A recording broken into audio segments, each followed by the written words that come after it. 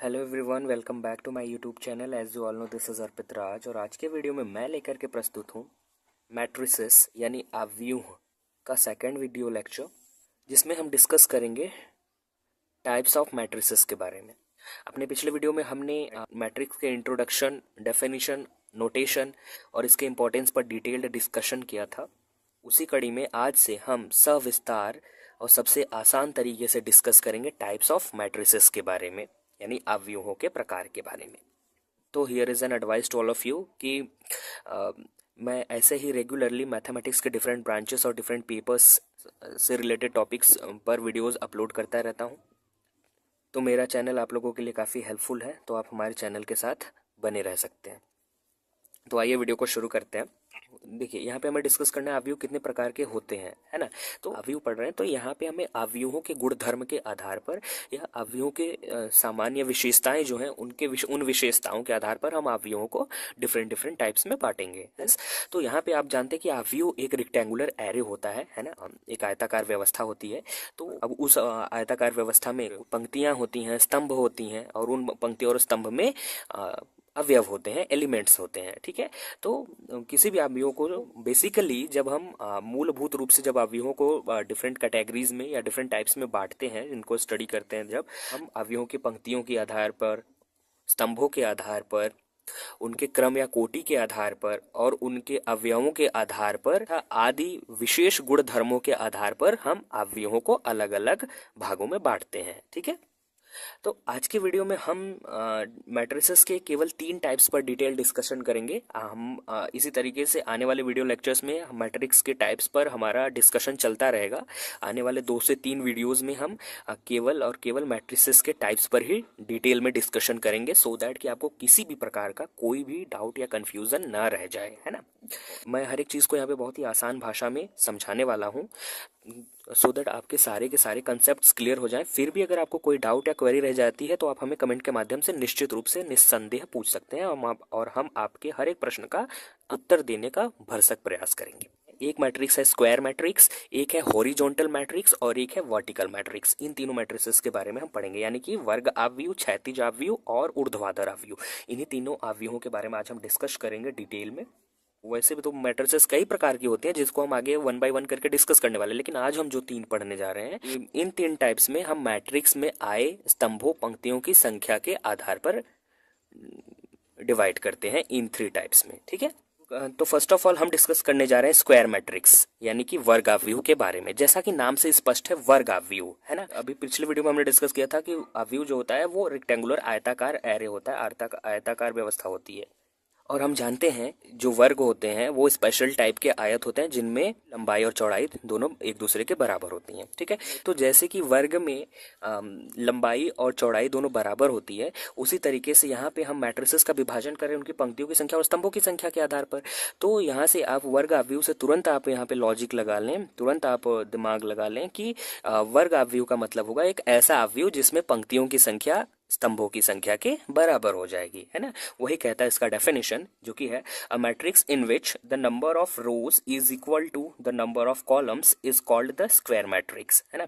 यानी एक ऐसा मैट्रिक्स, एक ऐसा आव्यूह जिसमें कि number of rows equal to the number of columns, जिसमें कि पंक्तियों की संख्या स्तंभों की संख्या के बराबर हो, यानी जितनी पंक्ति उतने स्तंभ हो, is called the square matrix. उसे हम वर्ग आव्यूह कहते हैं, ठीक है।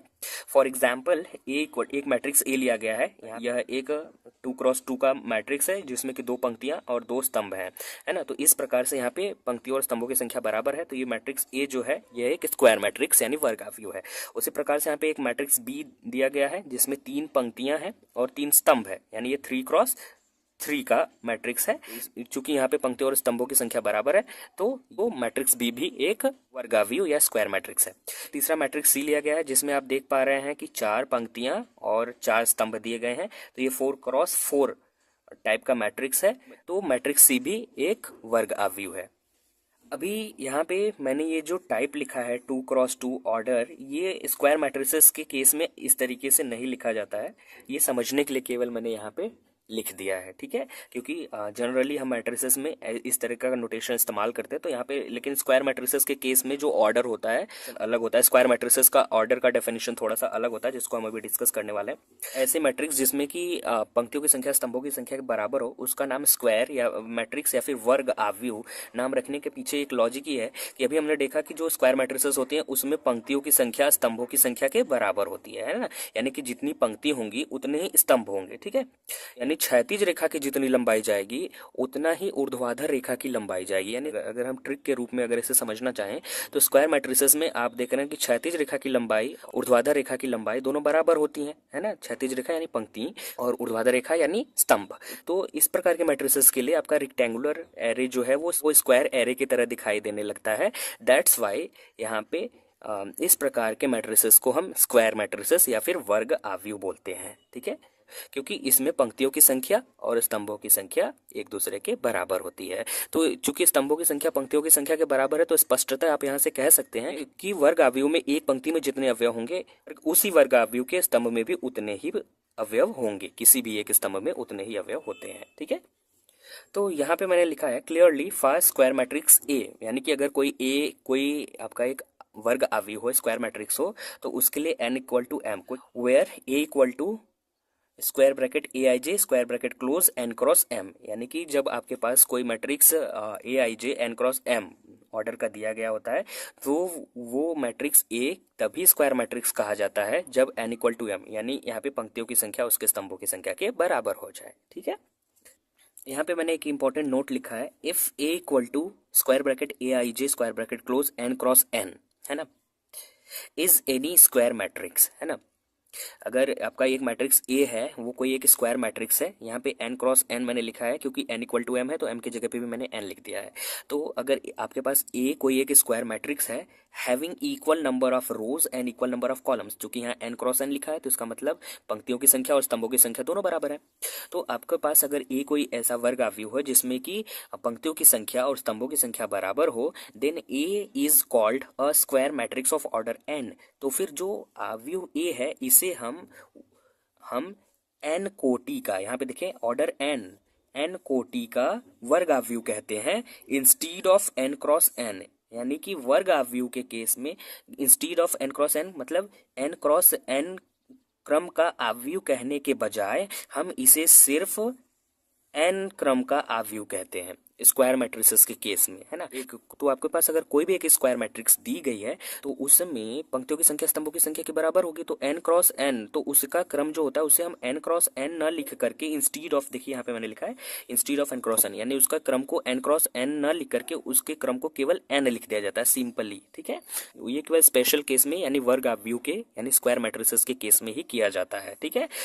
जैसे यहाँ पे आपका ये मैट्रिक्स है और जिसमें दो पंक्तियां दो स्तंभ है, तो यहाँ पे अब आप 2 क्रॉस 2 नहीं लिखेंगे, ये आपका कहलाएगा यह एक मैट्रिक्स है ऑफ ऑर्डर 2। यह द्वितीय कोटि का या द्वितीय क्रम का आव्यूह है, ठीक है। इसकी कोटि या क्रम इसका 2 है। इसी तरीके से ये मैट्रिक्स बी जो है इसकी कोटि या फिर क्रम इसका 3 है, क्योंकि यहाँ पे 3 पंक्तियां और 3 स्तंभ है ना। तो इसी प्रकार से जो आव्यूह सी है वो आप इसमें आपके पास 4 पंक्तियां और 4 स्तंभ है, तो यह चतुर्थ कोटि यानी ऑर्डर 4 का एक स्क्वायर मैट्रिक्स है। तो आप इस फैक्ट को याद रखें कि जब कोई आपके पास एक स्क्वायर मैट्रिक्स दी गई होती है तो हम उसके ऑर्डर को किस प्रकार से लिखते हैं, ठीक है। Instead of this n cross n we write order n simply. Matrix के पूरे चैप्टर में स्क्वायर मैट्रिसेस का बहुत ही ज़्यादा इम्पोर्टेंस है और ये बहुत ही महत्वपूर्ण टॉपिक है ना। आने वाले वीडियो लेक्चर्स में आप देखेंगे कि स्क्वायर मैट्रिसेस का कितना ज़्यादा इम्पोर्टेंस है मैट्रिक्स के चैप्टर्स में। तो फ्रेंड्स अब हम डिस्कस करने जा रहे हैं कि क्षैतिज आव्यूह और ऊर्ध्वाधर आव्यूह क्या होते हैं, है ना, मींस हॉरिजॉन्टल मैट्रिसेस और वर्टिकल मैट्रिसेस के बारे में। So here's the definition of horizontal matrix: a matrix in which the number of rows is less than the number of columns is called a horizontal matrix। यानी कि एक ऐसा आव्यूह जिसमें कि पंक्तियों की संख्या उसके स्तंभों की संख्या से कम हो, लेस देन लिखा है ना, तो ऐसे आव्यूह को हम एक क्षैतिज आव्यूह कहते हैं। तो यहाँ से आप ध्यान रखें कि जो हॉरिजॉन्टल मैट्रिसेस होती हैं उनमें पंक्तियों की संख्या उनके स्तंभों की संख्या से कम होगी, यानी कि पंक्ति अगर 2 है तो स्तंभों की संख्या कम से कम 3 या 4 या उससे ज़्यादा हो सकती है, 2 या 2 से कम नहीं हो सकती। ठीक है, फॉर एग्जाम्पल यहाँ पे लिखा गया है, एक मैंने मैट्रिक्स ए लिया है, इक्वल टू 1 2 3 4 5 6 और इसका ऑर्डर होगा 2 cos 3। यहाँ पे आप देख सकते हैं कि पंक्तियों की संख्या जो है वो 2 है और लेकिन स्तंभों की संख्या 3 है, यानी कि यहाँ पे पंक्तियों की संख्या स्तंभों की संख्या से कम है। तो इस तरीके से यह जो आपका आव्यूह ए दिया गया है यह एक क्षैतिज आव्यूह है, यानी हॉरिजॉन्टल मैट्रिक्स है। इसी तरीके से वर्टिकल मैट्रिसेस या ऊर्ध्वाधर आव्यूह का भी डेफिनेशन है थोड़ा हटके, कि अ matrix in which the number of rows is greater than the number of columns is called the vertical matrix, है ना। यानी कि एक ऐसा अवयव जिसमें कि number of rows is greater than the number of columns, यानी कि पंक्तियों की संख्या ग्रेटर देन यानी अधिक हो स्तंभों की संख्या से, है ना। यानी एक ऐसा अवयव जिसमें कि पंक्तियों की संख्या उसके स्तंभों की संख्या से अधिक होती है, उसे हम कहते हैं वर्टिकल मैट्रिक्स, उसे हम कहते हैं ऊर्ध्वाधर अवयव। यानी ऊर्ध्वाधर अवयव में पंक्तियों की संख्या स्तंभों की संख्या से अधिक होगी, है ना। फॉर एग्जाम्पल यहाँ पे मैंने लिया एक मैट्रिक्स बी, जिसमें आप देख पा रहे हैं कि 4 पंक्तियां हैं और 3 स्तंभ है। तो इसका ऑर्डर जो होगा वो 4 क्रॉस 3 होगा, पंक्ति गुणे स्तंभ। अब यहाँ पे आप देखें पंक्तियों की संख्या 4 है, स्तंभों की संख्या 3 है। तो इस तरीके से यहाँ पे पंक्तियों की संख्या स्तंभों की संख्या से अधिक है, यानी कि ये जो मैट्रिक्स बी है यह एक वर्टिकल मैट्रिक्स है ना। अब बात आती है कि हम इस प्रकार के मैट्रिसेस को हॉरिजॉन्टल मैट्रिक्स और वर्टिकल मैट्रिसेस का नाम क्यों दिया गया, है ना। यानी क्षैतिज अवयव और ऊर्ध्वाधर अवयव क्यों कहा गया। आप इसे समझने के लिए एक लॉजिक इस्तेमाल कर सकते हैं कि देखिए कि जो क्षैतिज मैट्रिसेस होती हैं उसमें पंक्तियों की संख्या स्तंभों की संख्या से कम होती है। इस अवयव ए में आप देखें यह एक क्षैतिज अवयव है। तो क्षैतिज अवयव में आप देख पा रहे हैं कि यहाँ पे जो पंक्तियों की संख्या है ना, वो स्तंभों की संख्या से कम है। लेकिन आप अगर ध्यान से देखें तो एक क्षैतिज रेखा में, है ना, और एक ऊर्ध्वाधर रेखा में, है ना, इन दोनों हॉरिजॉन्टल मैट्रिसेस और वर्टिकल मैट्रिसेस इन दोनों के लिए यह लॉजिक है कि इस प्रकार के मैट्रिसेस में हम क्या करते हैं कि हम देखते हैं कि अवयव के अंदर एक क्षैतिज रेखा में और एक ऊर्ध्वाधर रेखा में, यानी एक ऐसी क्षैतिज रेखा होगी अवयव के अंदर और एक ऊर्ध्वाधर रेखा ऐसे हो गई, है ना। तो एक क्षैतिज रेखा में और एक ऊर्ध्वाधर रेखा में, है ना, जिसमें एलिमेंट्स अधिक आएंगे, है ना। अगर क्षैतिज में एलिमेंट्स ज्यादा रखे गए हैं तो ऐसा अवयव आपका क्षैतिज अवयव हो जाएगा, हॉरिजॉन्टल मैट्रिक्स कहलाएगा, है ना। जैसे कि यहाँ पे आप देख लीजिए, यहाँ पे क्षैतिज में अवयव ज्यादा हैं, पंक्तियों की संख्या तो स्तंभों की संख्या से कम है, 2 क्रॉस 3। लेकिन यहाँ पे आप देख पा रहे हैं कि क्षैतिज में अवयवों की एक क्षैतिज रेखा में अवयवों की संख्या एक ऊर्ध्वाधर रेखा की तुलना में ज्यादा है ना। यहाँ पे क्षैतिज रेखा में 3 अवयव हैं और ऊर्ध्वाधर रेखा में 2 ही अवयव हैं, है ना। किसी मैट्रिक्स के अंदर अगर एक क्षैतिज रेखा में एक ऊर्ध्वाधर रेखा से ज्यादा अवयव हैं तो इस प्रकार के मैट्रिक्स को हम क्षैतिज मैट्रिक्स कहते हैं या हॉरिजॉन्टल मैट्रिक्स कहते हैं। यानी एक हॉरिजॉन्टल लाइन में ज्यादा अवयव तो मैट्रिक्स हॉरिजॉन्टल मैट्रिक्स। और अगर आप वर्टिकल मैट्रिक्स के एग्जांपल बी को देखें, यहाँ पे मैट्रिक्स में, इस मैट्रिक्स बी में आपके पास 4 पंक्तियां और 3 स्तंभ है ना। यानी कि वर्टिकल मैट्रिसेस यानी ऊर्ध्वाधर अवयवों में क्या होता है, पंक्तियों की संख्या स्तंभों की संख्या से अधिक होती है, ठीक है। तो यहाँ पे भले पंक्तियों की संख्या आप देख रहे हैं कि 4 पंक्तियां हैं, लेकिन आप देखें कि एक क्षैतिज रेखा में अवयवों की संख्या अधिक है या फिर एक ऊर्ध्वाधर रेखा में। तो क्षैतिज रेखा में आप एक क्षैतिज रेखा में देख रहे हैं कि 3 अवयव आ रहे हैं, लेकिन एक ऊर्ध्वाधर रेखा में आप देखेंगे तो 4 अवयव है ना। तो इस तरीके से यह जो आपका अवयव होगा ये ऊर्ध्वाधर अवयव कहलाएगा, क्योंकि इसमें एक ऊर्ध्वाधर रेखा में एक क्षैतिज रेखा की तुलना में ज्यादा एलिमेंट्स है। तो यहाँ से ये बेसिक कंसेप्ट निकल के आता है कि जब किसी अवयव उसके किसी एक क्षैतिज रेखा में उसके किसी एक ऊर्ध्वाधर रेखा से ज्यादा एलिमेंट होंगे तो वो अवयव क्षैतिज अवयव हो जाएगा, है ना। देखिए क्षैतिज रेखा में अवयव ज्यादा होंगे लेकिन पंक्तियां कम ही होंगी, है ना। क्षैतिज रेखा ही पंक्ति होती है, एक पंक्ति में अवयव ज्यादा होंगे लेकिन टोटल पंक्तियों की जो संख्या होगी वो कम होगी। यहाँ पे देखिए 2 ही पंक्तियां, लेकिन एक पंक्ति में एक स्तंभ की तुलना में ज्यादा अवयव है, यहाँ पे 3 और 2, है ना। क्षैतिज अवयव में पंक्तियों की संख्या तो कम होगी लेकिन पंक्तियों में स्तंभों की संख्या से ज्यादा एलिमेंट होगी, है ना। उसी तरीके से ऊर्ध्वाधर अवयव जो होगा इसमें पंक्तियों की संख्या तो अधिक होगी लेकिन स्तंभों में यानी वर्टिकल में यानी ऊर्ध्वाधर रेखा में अवयवों की संख्या अधिक होगी, है ना, पंक्तियों में आए अवयवों की तुलना में, है ना। जैसा कि आप यहाँ पे देख पा रहे हैं कि एक क्षैतिज रेखा यानी कि एक पंक्ति में 3 अवयव हैं और एक स्तंभ यानी एक ऊर्ध्वाधर रेखा में 4 अवयव हैं, है ना। तो अगर क्षैतिज रेखा में ज्यादा अवयव तो क्षैतिज अवयव, और अगर क्षैतिज रेखा में कम अवयव यानी ऊर्ध्वाधर रेखा में ज्यादा अवयव तो ऊर्ध्वाधर अवयव। यहाँ पे आप मैट्रिक्स के ऑर्डर को देख करके ही बता सकते हैं कि आपका जो मैट्रिक्स होगा वो हॉरिजॉन्टल है या फिर वर्टिकल है। अब हम हमें बस डेफिनेशन को याद रखना है। हम जानते हैं कि अगर पंक्तियों की संख्या स्तंभों की संख्या से कम है तो वो हमारा हॉरिजॉन्टल मैट्रिक्स होगा। तो यहाँ पे आप देख पा रहे हैं कि यहाँ पे ये 2x3 का मैट्रिक्स था, तो यहाँ पे पंक्तियों की संख्या स्तंभों की संख्या से कम थी, तो ये हॉरिजॉन्टल मैट्रिक्स हो गया। उसी तरीके से जो मैट्रिक्स बी था, यहाँ पे पंक्तियों की संख्या स्तंभों की संख्या से अधिक है, तो ये हमारा ऊर्ध्वाधर अवयव हो गया। इसके क्रम के आधार पर ही हम बता सकते हैं, है ना।